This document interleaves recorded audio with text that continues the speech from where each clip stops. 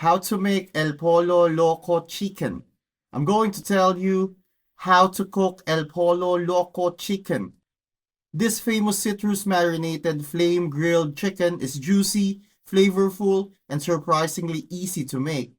First, mix your marinade, combine orange juice, lime juice, pineapple juice, white vinegar, garlic, oregano, cumin, paprika, salt, or turmeric for that signature color. Blend it all together. Now take your butterflied or quartered chicken and soak it in the marinade for at least 4 hours or overnight. When you're ready to cook, fire up your grill to medium heat. Place the chicken skin side down first.